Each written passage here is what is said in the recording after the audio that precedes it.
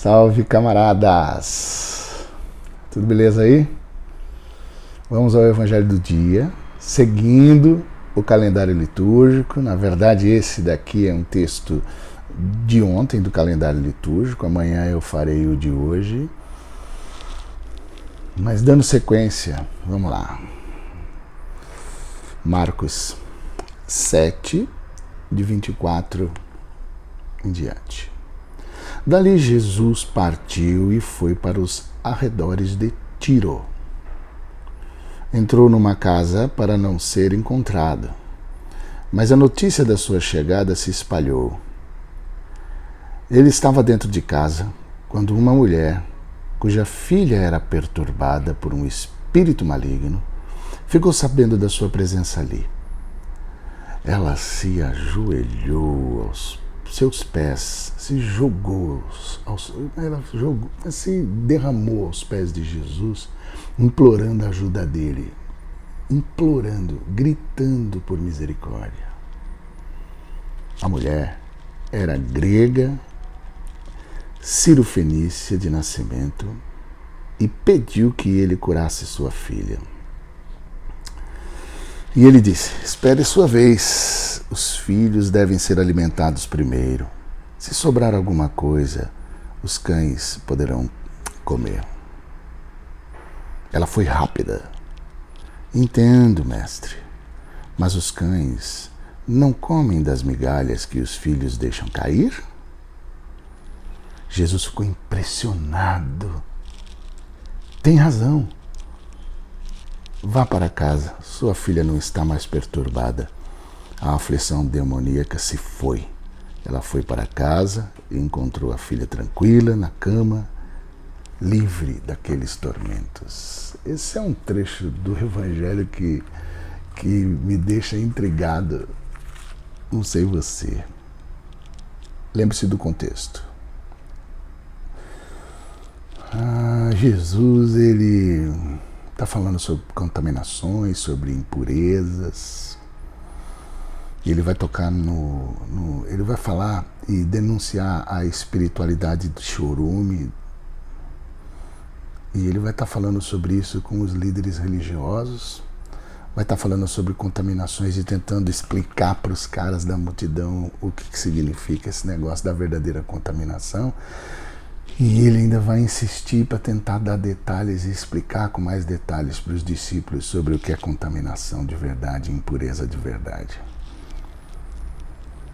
Não é o que se come, não é o que entra pela boca e depois sai pela cloaca. Marcos usa essa palavra mesmo.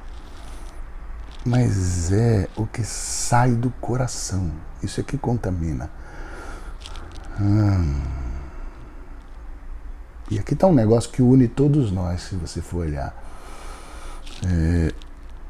O chorume contaminado que sai do coração une todo mundo. Une discípulos, multidão e religiosos hipócritas. O chorume que sai do coração une todo mundo, os discípulos com suas ignorâncias, a multidão manipulável, e os líderes religiosos com as suas hipocrisias e a sua constante malandragem de manipular a lei e também manipular a multidão. Mas aí Jesus, Marcos coloca um registro aqui, que Jesus atravessa as fronteiras e vai para terras estranhas, terras estrangeiras. A fama de Jesus, que está em todos os cantos na Galileia, também atravessa as fronteiras e chega lá do outro lado também. No versículo 24 a 30 tem uma mulher cirofenícia e a filha perturbada por um espírito maligno. A mulher desesperada, gritando por misericórdia. Aqui existe uma...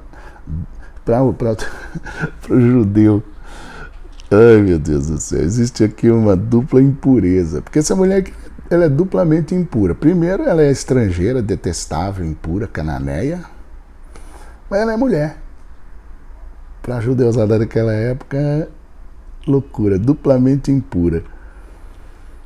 Aí eu fico pensando numa coisa, como é que um povo exortado pela Torá para cuidar do estrangeiro termina se transformando numa raça xenófoba e intolerante?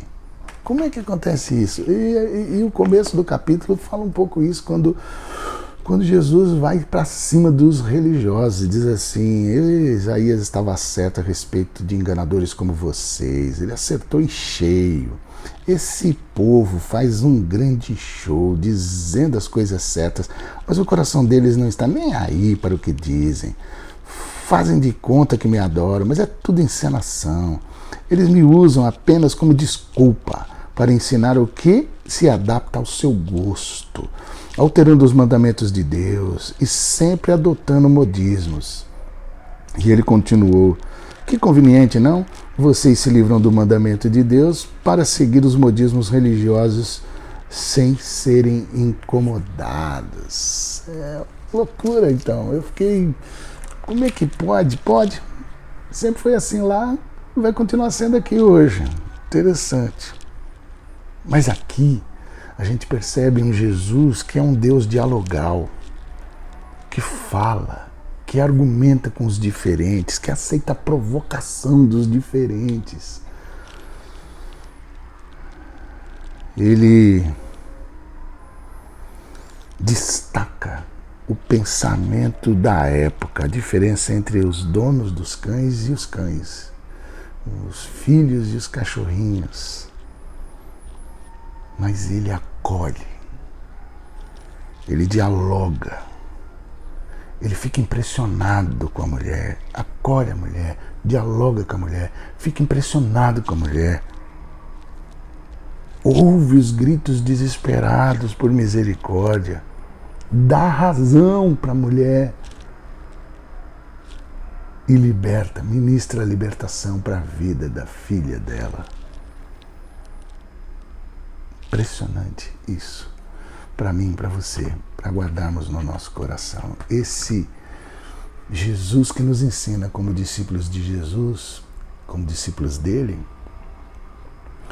a sermos assim, a atravessarmos as fronteiras, a sairmos das nossas bolhas, a sairmos dos nossos espaços seguros, a aceitarmos as tensões e as provocações das terras estrangeiras, das lógicas estrangeiras, das culturas estrangeiras, enfim, do outro diferente, se deixar convencer e acolher, dialogar, se permitir impressionar e ouvir os gritos dos desesperados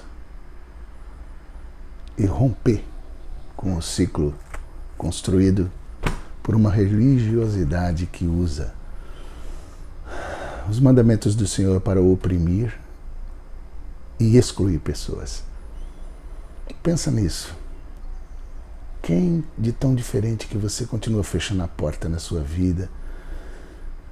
Que tipo de gente tão diferente você ainda fecha a porta na sua vida, fechou o diálogo, não abre a conversa e continua dizendo você lá, eu aqui, eu sou mais purinho que você e mais limpinho que você. Pensa nisso.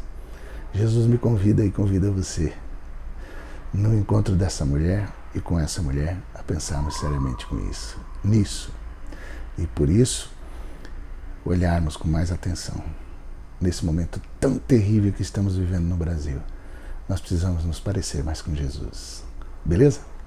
Deus me ajude, Deus te ajude. Deus nos ajude e nos acuda.